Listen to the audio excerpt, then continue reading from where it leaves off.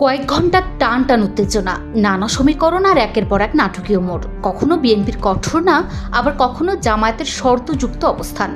সব মিলিয়ে ১৩তম সংসদের শপথ গ্রহণ অনুষ্ঠানকে কেন্দ্র করে রাজনৈতিক অঙ্গন ছিল রীতিমতো রণক্ষেত্র। তবে সকল জল্পনা কল্পনার অবসান ঘটিয়ে অবশেষে শুরু হলো সংসদের নতুন পথ চলা। শপথ নিয়েছে সকল দল, তবে এই শপথের পেছনে রাজনৈতিক সমীকরণ ছিল রীতিমতো রুদ্ধশ্বাস।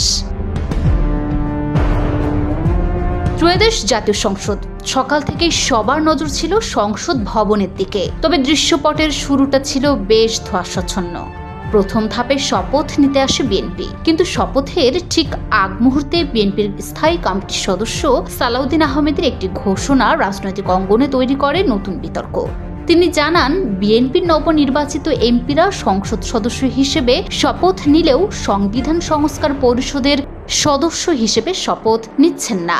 সংসদে গৃহীত হওয়ার পরে তখন জাতীয় সংবিধান সংস্কার পরিষদের সদস্যদের শপথ নেয়ার বিধান করা যাবে। বিধায় আমরা এখন সাংবিধানিকভাবে এই পর্যন্ত আমরা এসেছি, আমরা সংবিধান মেনে এই পর্যন্ত চলছি এবং আশা করি সামনের দিনেও চলব।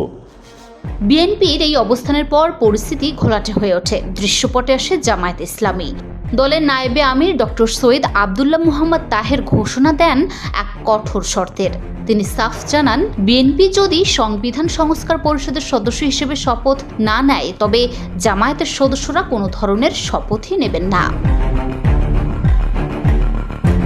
বিএনপির এই সিদ্ধান্ত শুধু সংসদ ভবনেই সীমাবদ্ধ ছিল না, আশ্রে পড়ে সামাজিক যোগাযোগ মাধ্যমেও। জুলাই অভ্যুত্থানের কাণ্ডারীরা ফেসবুক স্ট্যাটাসে কড়া প্রতিবাদ শুরু করেন।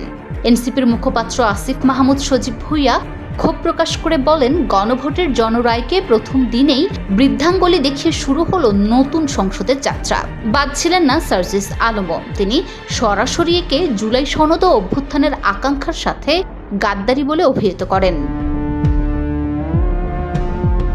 পুরো কয়েক ঘন্টার টান উত্তেজনার পর সকল দ্বিধা আর ঘোষণা পাশ কাটিয়ে শেষ পর্যন্ত শপথে অংশ নেয় জামায়াত ইসলামী সহ 11 দলীয় জোট। তারা সংসদ সদস্য হিসেবে শপথ নেয়ার পর সংবিধান সংস্কার পরিষদের সদস্য হিসেবেও শপথ নিয়েছেন।